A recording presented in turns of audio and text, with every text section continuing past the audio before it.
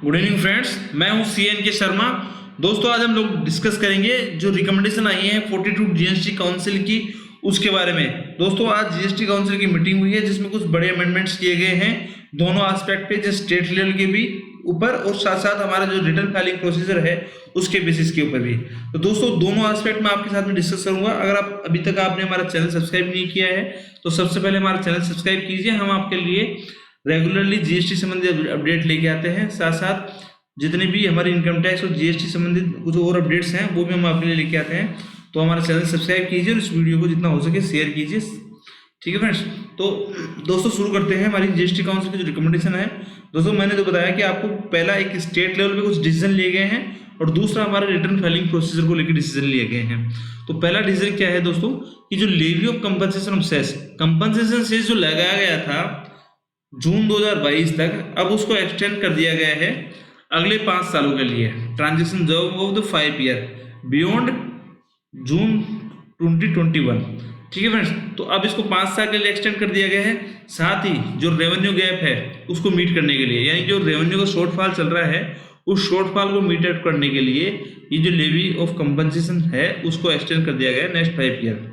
दूसरा, state level पर decision क्या दिया गया है कि सेंट्रल गवर्नमेंट ने 2020-21 के अंदर जो रेवेन्यू शॉर्टफॉल हुआ है ड्यू टू कोरोना, उसको मीट आउट करने के लिए सेंटर 20,000 करोड़ रुपए स्टेट्स को देगा आज। ठीक है फ्रेंड्स, यानी 20,000 करोड़ रुपए स्टेट्स को दे रहे हैं यहाँ पे रेवेन्यू शॉर्टफॉल के लिए। अब दूसरा 25,000 करोड़ रुपए नेक्स्ट वीक में और देगा। किसके लिए?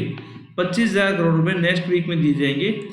जो इनका शॉर्टफॉल रहा है दोस्तों कि जो आईजीएसटी का पेमेंट पेंडिंग था स्टेट्स का, आईजीएसटी का पेमेंट पेंडिंग था स्टेट्स की टुवर्ड में 2017-18 के लिए, उसके कंपनसेशन के लिए उसको मीट आउट करने के लिए सेंटर 25,000 करोड़ रुपए और नेक्स्ट वीक जारी करेगा स्टेट्स को। ठीक है, यहाँ दो अमाउंट हो गए। पहला 20,000 करोड़ रुपए जारी होगा स्टेट्स को रेवेन्यू शॉर्टफॉल के लिए 2000 या जो रेवेन्यू लॉस हुआ उसके लिए 2020-21 के लिए, और दूसरा आईजीएसटी का जो पैसा स्टेट्स का बाकी था उस पैसे के बदले जो पैसा दिया जाएगा, उसके आईजीएसटी के बदले जो पैसा है 25,000 करोड़ रुपए वो रिलीज कर दिया जाएगा नेक्स्ट वीक के अंदर। अब हम बात करते हैं दोस्तों कि जो हमारा रिटर्न फाइलिंग का जो प्रोसीजर है उसमें क्या क्या बदलाव किए गए हैं। ठीक है फ्रेंड्स, ये सारे जितने बदलाव हैं वो 1/1/2021 के बाद लागू होंगे, 1/1/2021 तक, और 31/3/2021 तक जो हमारा रिटर्न फाइलिंग का जो एग्जिस्टिंग प्रोसीजर है वो लागू रहेगा। उसके बाद में वो प्रोसीजर डिसकंटिन्यू हो जाएगा और फिर हम लोग नए सिस्टम में काम करेंगे। ठीक है। अब सबसे बड़ा अमेंडमेंट क्या हुआ है यहाँ पे, जो क्वार्टरली रिटर्न फाइलिंग का टाइमिंग जो रहती थी हमारी, वो normally next month quarter ending के बाद में 30 तारीख रहती थी, उसको घटा के अब 13 कर दी गई है। ठीक है, इसके पीछे कुछ कारण है, तो 13 कर दी गई है 30 तारीख को घटा के। ठीक है, पहला बड़ा अमेंडमेंट क्या हुआ कि जो अब आप क्वार्टरली रिटर्न फाइलिंग करेंगे वो 13 तारीख तक आपको भर लेनी है। ठीक है, इसका कारण क्या है कि गवर्नमेंट ये चाहती है कि जो जीएसटीआर 3B का डाटा है वो ऑटो पॉपुलेटेड हो। Road map of the auto generation of the GSTR 3B from GSTR 1 by, ठीक है, by auto population liability for own GSTR 1। जैसे आप जीएसटीआर 1 भरेंगे तो आपकी जीएसटीआर 3B के अंदर ऑटो पॉपुलेटेड डाटा शो होना शुरू हो जाएगा। कब से? With effect from 1/1/2021। इसके साथ साथ जो हमारा जीएसटीआर 2B है, जो हमारा आईटीसी हमें मिलता है, वो भी ऑटो पॉपुलेट हो जाएगा विद इफेक्ट फ्रॉम 1/1/2021 अगर आप मंथली रिटर्न फाइलिंग ऑप्शन में लेते हैं, और अगर आप क्वार्टरली रिटर्न फाइल के ऑप्शन में हैं तो 1/4/2021 से। यानी गवर्नमेंट का यहाँ पे प्रोसीजर क्या है, प्रयास ये है कि आपको ऑटो पॉपुलेटेड जीएसटीआर 3B का डाटा मिल जाए और ऑटो पॉपुलेटेड जीएसटीआर 2B, यानी आपको जो आईटीसी क्लेम करना है उसका डाटा भी आपको ऑटो पॉपुलेटेड होकर जीएसटीआर 2B में मिल जाए। ये दो गवर्नमेंट के यहाँ पे प्रयास हैं, जीएसटीआर 1 में और जीएसटीआर 2B के अंदर। क्योंकि गवर्नमेंट यहाँ पे क्या प्रयास कर रही है कि जीएसटीआर 1 को पहले रिटर्न डलवा रही है, क्योंकि आगे मैं आपको बता रहा हूँ कि गवर्नमेंट ने in order to ensure auto population of the ITC and liability GSTR 3B as detail above, form GSTR 1 would be mandatory to be required fill before form GSTR 3B, यानी गवर्नमेंट ने यहाँ पे एक compulsion डाल दी है कि आप GSTR 3B से पहले GSTR 1 भरेंगे। अभी तक नॉर्मली हम लोग क्या कर रहे थे कि प्रैक्टिस में GSTR 3B को पहले भर के GSTR 1 बाद में भर रहे थे, लेकिन अब गवर्नमेंट ने कंपल्सरी कर दिया कि आप पहले GSTR 1 भरेंगे, उसके बाद आप GSTR 3B भरेंगे, क्योंकि GSTR 1 अगर आप पहले भरेंगे तो ही आपके ऑटो पॉपुलेटेड डाटा जो आपके 3B है और 2B है उसके अंदर शो होना शुरू होंगे आपके GSTR पोर्टल के ऊपर। तो अब 1/1/2021 के बाद में आपको GSTR 1 पहले भरनी है और GSTR 3B आपको बाद में भरनी है। ठीक है फ्रेंड्स, ये इंपॉर्टेंट अमेंडमेंट है जो कि हमारे रिटर्न फाइलिंग प्रोसीजर में अंदर कर दी गई है। अब यहाँ पे क्या कर रहा है कि GSTR 1 और 3B का जो एग्जिस्टिंग प्रोसीजर है वो 31/3/2021 तक रहेगा, उसके बाद वो प्रोसीजर हट जाएगा और ये नया वाला प्रोसीजर एक्टिवेट रहेगा। ठीक है।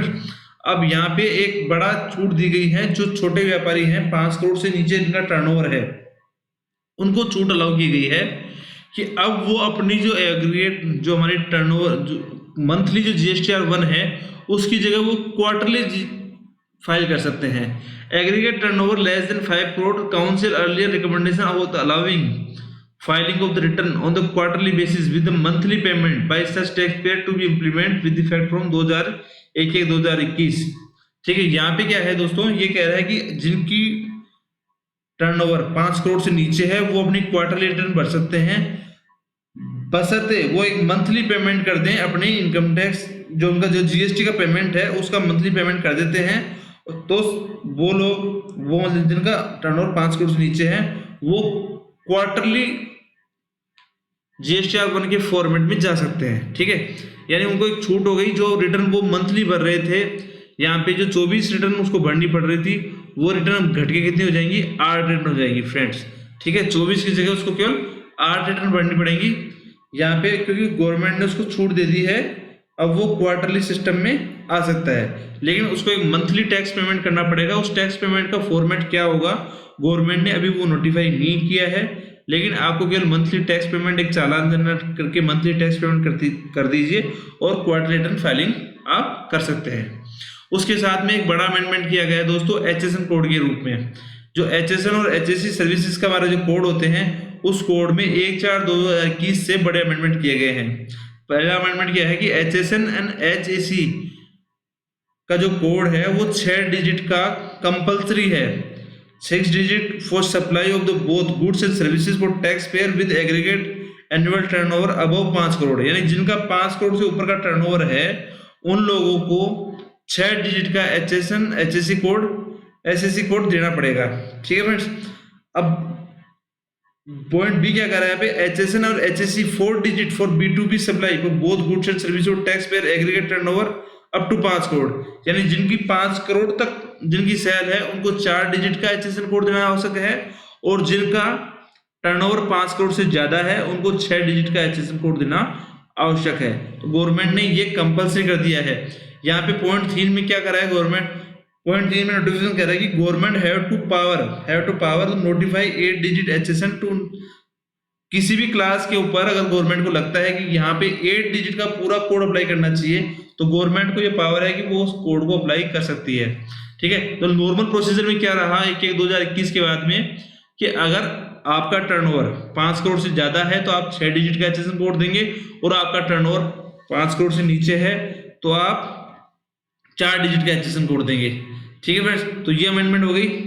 अब इसके साथ में यहाँ पे एक जो रिफंड का प्रोसीजर है उसके लिए कहा गया है कि आपका जो रिफंड है उसी अकाउंट में आएगा जो कि वैलिडेट है इन हमारी जो GST का पोर्टल है उसके ऊपर, और जिसके पे आधार कार्ड पैन कार्ड लिंक्ड है।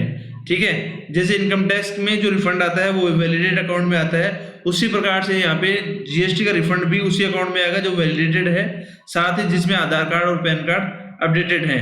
ये विद इफेक्ट फ्रॉम 1/1/2021। तो 1/1/2021 से ये नया इम्पैक्ट होने वाला है। ठीक है, साथ साथ यहाँ पे एक छूट दी गई है जो हमारे जो छोटे स्टार्टअप्स हैं, जो लोग सैटेलाइट लॉन्च की सर्विसेज का प्रयोग करते हैं, उन लोगों के लिए जो GST है वो फ्री कर दिया गया है। To encourage domestic launching of the satellite particularly by young startups, the satellite launch services supplied by the ISRO Antrix corporation and NSIL would be exempted. ठीक है, तो दोस्तों ये था हमारा वीडियो जो GST काउंसिल पे था। हमने यहाँ पे बताया कि 2 डिसीजन लिए गए हैं स्टेट्स के लिए, उनको अपना रिफंड की छूट दी गई है, मतलब रिफंड इशू किया गया है 20,000 करोड़ रुपए का टू रेवेन्यू लॉस और 25,000 करोड़ रुपए IGST का 17-18 का पेंडिंग। ठीक है, और जो GST हमारी जो लेवी ऑफ कंपनसेशन सेस है उसको अगले 5 साल के लिए बढ़ा दिया गया है। जो रिटर्न में क्या क्या चेंजेस किए गए हैं कि अब गवर्नमेंट का प्रयास है कि GSTR 3B और GSTR 2B का जो डाटा है वो ऑटो पॉपुलेटेड होके आपकी GSTR पोर्टल पे शो होना शुरू हो जाए। उसके लिए उन्होंने GSTR 1 की जो डेट है क्वार्टरली रिटर्न फाइलिंग की डेट वो 30 तारीख से घटा के अब 13 तारीख कर दिया गया है। दूसरा बड़ा अमेंडमेंट, GSTR 3B फाइल करने से पहले आपको GSTR 1 फाइल करना आवश्यक है, तभी आपका डाटा 3B में और 2B में शो होगा। और ये सारे जो परिवर्तन हैं इम्पैक्ट होंगे वो 1/1/2021 और 1/4/2021 के बाद में होंगे। ठीक है, और जो एग्रीगेट टर्नओवर जिनका 5 करोड़ से नीचे है उनको क्वार्टरली फाइलिंग का ऑप्शन मिल गया है, क्योंकि वो मंथली अपना टैक्स पेमेंट करें और अपने रिटर्न को क्वार्टरली फाइल कर सकते हैं। ठीक है, अगला बदलाव था जो HST से संबंधित था। जैसे मैंने बताया कि जो 5 करोड़ से ऊपर के टैक्स पेयर हैं उनको HSN कोड चाहिए, और जो 5 करोड़ से नीचे के हैं वो B2B के लिए हमारा 4 डिजिट HSN कोड का प्रयोग करेंगे। ठीक है फ्रेंड्स, तो ये था हमारा वीडियो दोस्तों। आप उम्मीद है आपको ये सारी चीज समझ में आई होंगी। आप हमारे चैनल को सब्सक्राइब कीजिए और इस वीडियो को हो सके जितना शेयर कीजिए। आप सभी का धन्यवाद। Thank you very much.